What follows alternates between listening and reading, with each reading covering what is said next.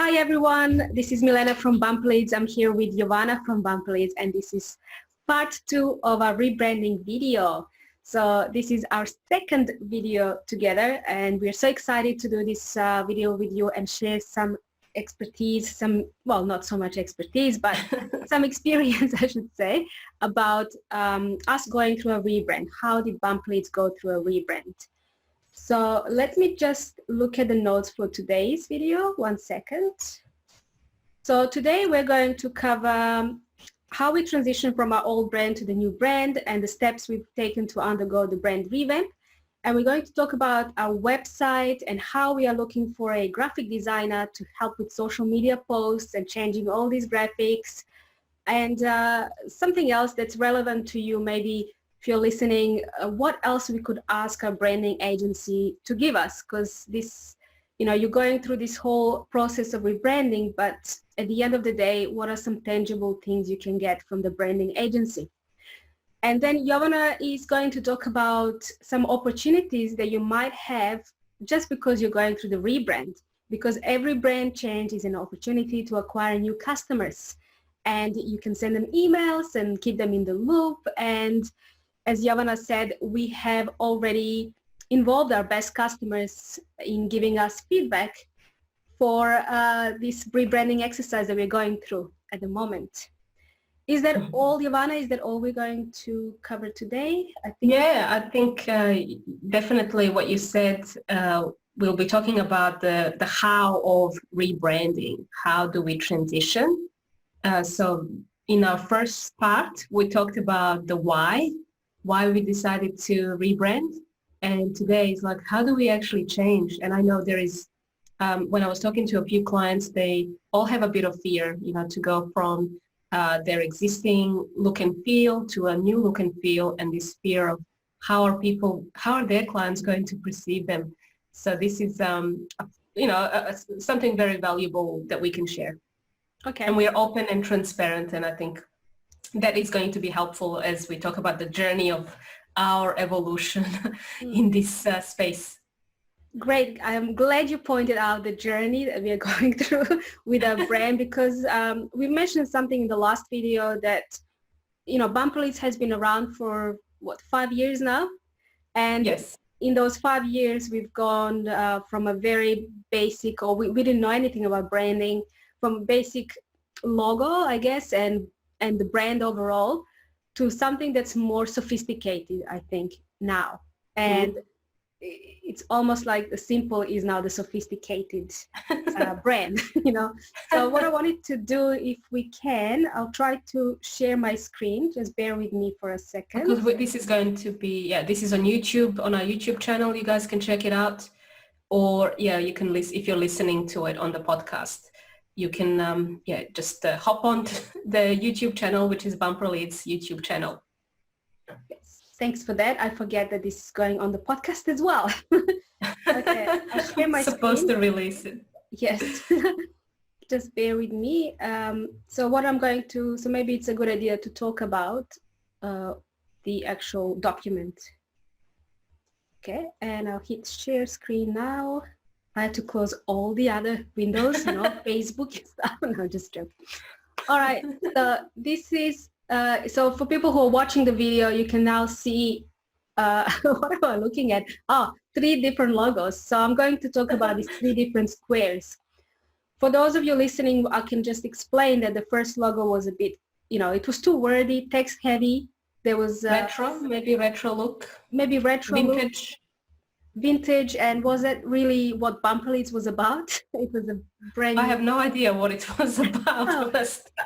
When we started, it was just a logo, I guess, and we were really into cool vintage logos, so we thought, okay, why not? Let's make this one Bump-Leads looks cool in vintage. And then after a couple of years, that changed completely. So I wouldn't know what the second image style of that is, but it is also simple, but it's a lot of color, like a lot of drastic, prominent colors, like baby blue, I can see, and a bit of orange, and then a dark blue color. And it was very look at me type of brand. That's how it was like cool, like I would say cool, but maybe like 70s, 80s type of look. Mm-hmm. And the font is the Century Gothic font. So that was quite, different for me to me that looks like a more professional font compared to the first year where we had more like an electronic square looking boxy font. True. So do you remember what your process was for that second logo? You engaged a graphic designer at the time. Mm-hmm. Was that the same person who was also like a branding strategist or a branding person? Was he also into branding? I think, yeah, they were very good at brand identity, but we didn't go through that whole strategy piece, which is what we've done for our new rebrand. And I think that was missing because most of the direction came from me. And so Okay. my research, my thinking, and it wasn't reflecting on the perception of what the clients would be perceiving that brand as. So this person did a great job in terms of putting that together based on my strategy, my thinking. So that was fine. But obviously, as your business changes, you evolve, things change, and you need to be evolving with that. So we now know that we need to go through the whole process, which is, do hire a consultant, an external party to look at all facets of your company, your brand, your customers, and then come up with these great ideas for your brand. Yes, and I was just going to say for that second logo, the bumper leads, you've actually done it. As you've said, you've gone through that process yourself, but you didn't involve the whole team. And I think No. that now, as you said, as we grown, the team, obviously you've hired more people, and we were all able to contribute and talk about what bumper leads is and Yeah. how we perceive bumper leads. And yeah, And that was a yeah, that fun was a fun journey. exercise. Sorry? That was a fun journey because what we came up with is like these 6 human characteristics of the brand that I never really considered. And that was all thanks to the brainstorming that we all did. And I'm just going to share these 6 personality human characteristics of the new bumper leads. And so this is how we want to be perceived. We want to be known as nimble, because we know that every business is unique, and therefore the way they communicate with their potential customers needs to be tailored. So we don't do one size fits all, and our marketing growth systems are designed for every individual business owner, and that is so true in what we do. So we are not really using one. Now we have one word that describes that, and it's nimble. So I'm really happy about that. And then geeky, like we are geeky, we are too techy. We sometimes think that we are, it's too easy, this is easy, we can do this, but our clients particularly don't think like techie mindset. And so as geeky, we are very proud to call ourselves geeks, and we make things happen with speed and precision because we do this day in, day out. Entrepreneurial, that's a big one that came up because all of us have some entrepreneurship background. We have our businesses, and we've built many successful businesses over the years, and we're not really communicating that with the old branding. And so we merge our business acumen with our marketing know-how to create these great solutions for our clients. And so that is now being captured in that bumper leads logo. And we have nurturing as a 4th characteristics that we want to be known for, because we care about the clients. We understand that running a business can be stressful, and we are here for our clients, here to take the stress out of marketing and here to make the job easier. The other cool one that the words that we used was playful. And that came across in the branding, the circles, the fonts, and the character that we now have, who is not afraid to speak her mind and tell it like it is. And so we like to, have fun. We take great delight in doing what we do. We think connecting with customers should be fun. And we are also, the 6th characteristic is reliable. we want to work alongside our clients to create the marketing growth strategy that they deserve. And we always implement without fuss. We just want to make things so easy. And we don't want to be perceived as somebody who is untrustworthy and undependable. And those are I think, 6 criteria that I think was really something that was captured. And what we've done, Milena, is we went through, I think we asked 2 or 3 different clients that we really love working with. And we said, what do you think? Is this how you guys would perceive us? And that they all said, yep, spot on. This is how we know you as Bumper Leads. Yep, that's right. And this logo, so the latest logo has all those personalities and all those attributes. I'm just showing this. What I'm showing you on the screen, if you're watching, is just the little profile image that we're going to use for Instagram and Facebook and other social media channels. But the full logo will display, obviously, on our website. So maybe I should bring that up. Yeah, if you have it. Yeah, because that's the next point I wanted to bring up as well, is transitioning from your old brand to the new brand. And we have an existing website, and only a couple of days ago it had that old brand here, which is the one with the blue circle, baby blue circle, this one here. Mm-hmm. And only a couple of days ago we had that, and everything was blue and pink and all the other colors we had. And now if you go on to bumperleads.com, you can see our new logo. So now you can see what we were just talking about, how it portrays all these personalities, all these characteristics that Jovana has mentioned, and how the new colors are looking at the moment. So if you have time, you can go to bumperleads.com and have a look at our logo. Just have a look at the logo, because the website is going to change. That's the next point what we're going to talk about. So, all right, so now we have that amazing session with the brand strategies. We have that, I think it was like 4 hours discussing the, how we perceive our brand or all these personalities. So we had that brainstorming session, but what happens after that? Like what happens? All right, so we've got that session.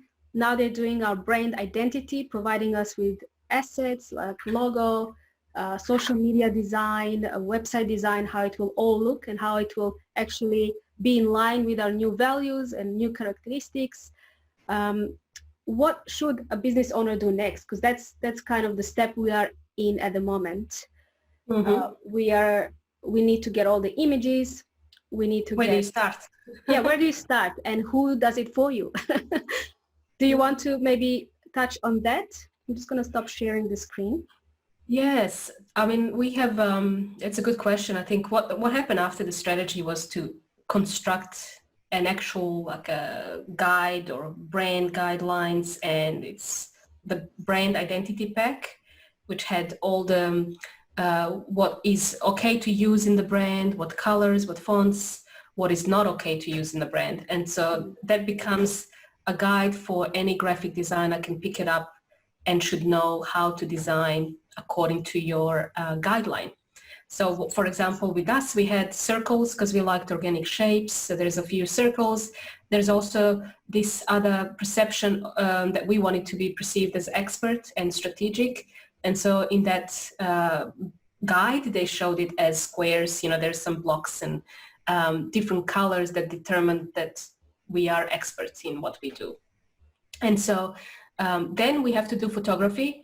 So photography is the key because it does showcase that personality that we want. So now that we are in Melbourne in Victoria at the time of rebranding, we are actually unable to engage with the photographer yet.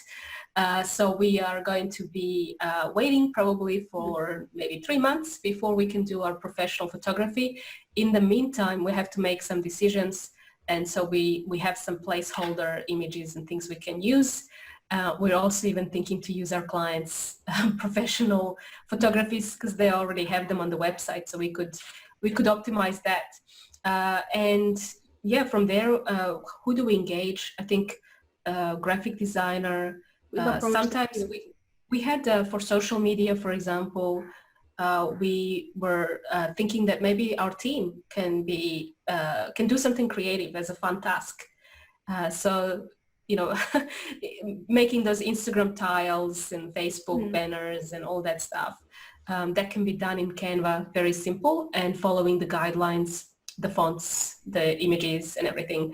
But essentially what we decided to do is pretty much change our social media first, and then second, change the website just to make sure that there is consistency between social media and the website.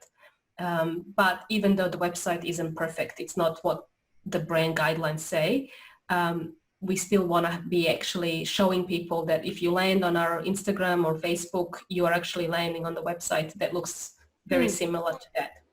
Yeah, it needs to show at least the same colors and the same logo so that people think, yeah, I'm at the right place. If I see you on Instagram, yes, I'm hoping on the website I'm at the right place.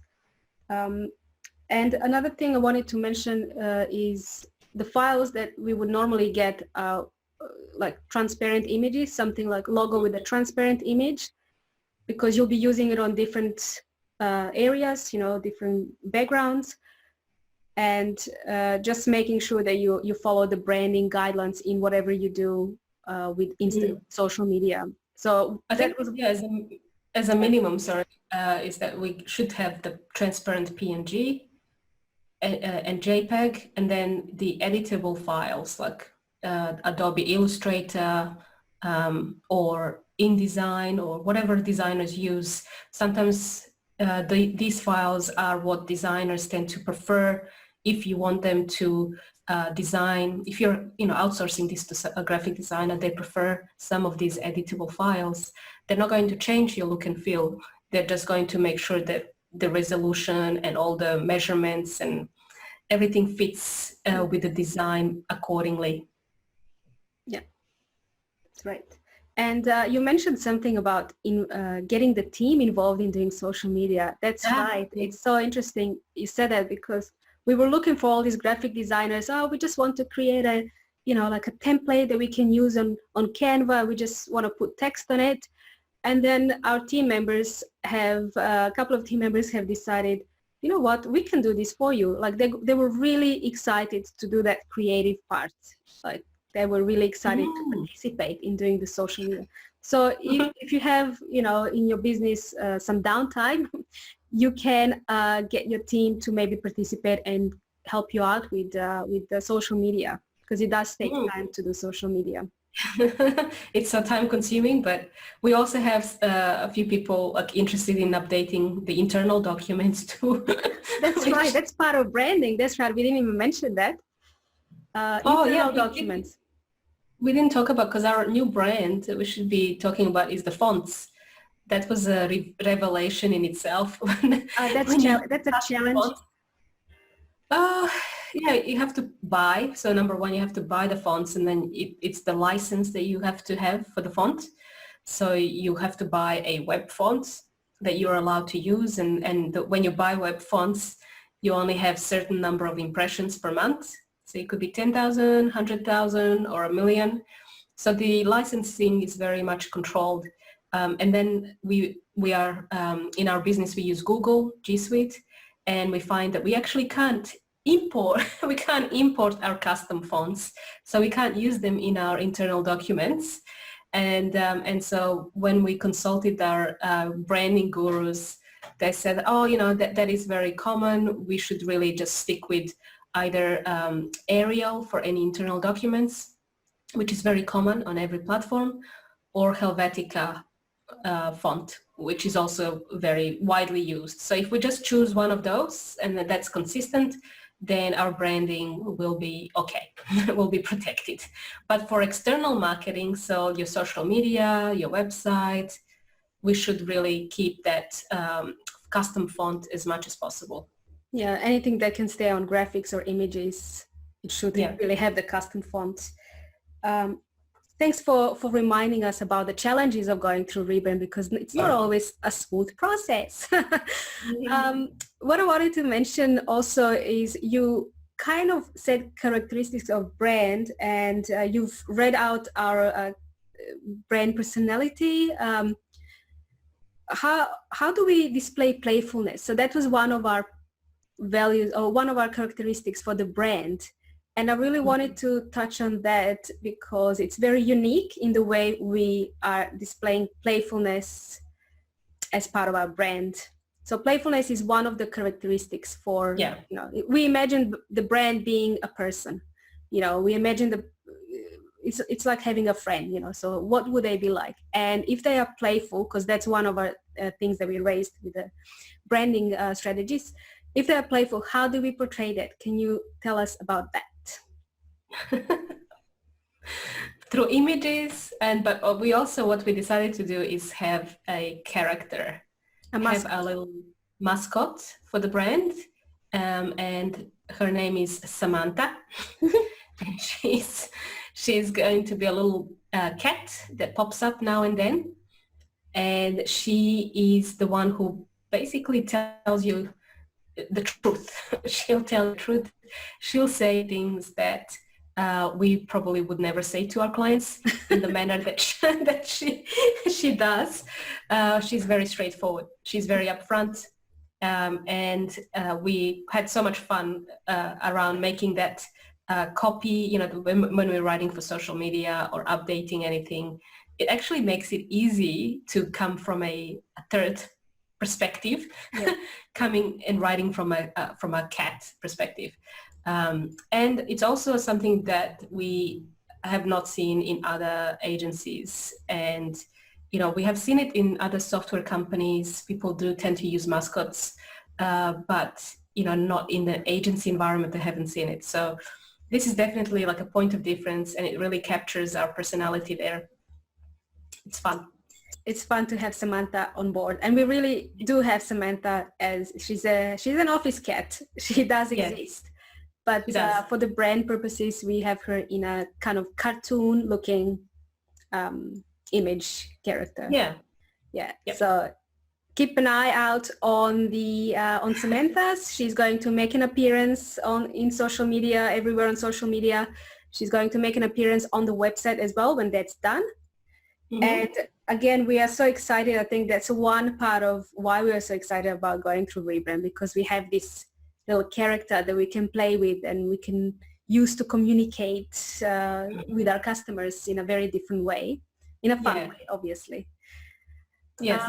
All right. I think that is it, what we wanted to cover today. There was something else about having opportunities with customers that you wanted to cover.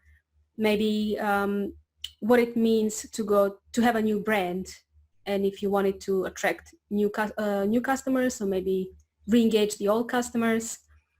Yeah, I mean, every opportunity, like every rebranding exercise, we can take it as an opportunity to acquire more customers or have a reason to communicate with existing customers. So our next step, which we'll talk about probably in part 3, is rolling it out. How do we communicate that? But the interesting thing is, after going through the rebrand, I have spoken to a prospect yesterday, and they used exact words that we were using in our branding strategy. Wow. And it really was something that reflected back, and it would make perfect sense for us to have shown that right from the start. And the client uses these words, and we should have just used our simple words everywhere. So I'm excited to share that with everybody and communicate that as much as whatever channel we will be more. We'll be looking at sharing most of this knowledge around marketing automation, and branding is something that is just fun because we don't know how to do this ourselves. True. So this is a new experience. But it's interesting that it is, it came together so quickly. You talk to clients, you talk to customers, and they reaffirm your new direction in your business. Good point there. And as part of 3, I thought maybe we could invite Tiny Hunter, who is that's the agency that we hired to help us with the rebrand. We could potentially use them, have them, as an interview for part 3, or we can talk about, the rest of the rebranding process when it's all final and done.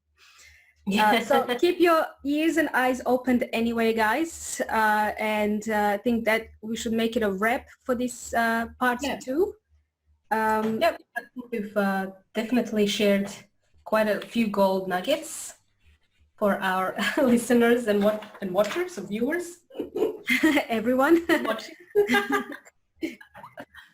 That's great. Well, thanks so much, Jovana, for taking the time to join us today.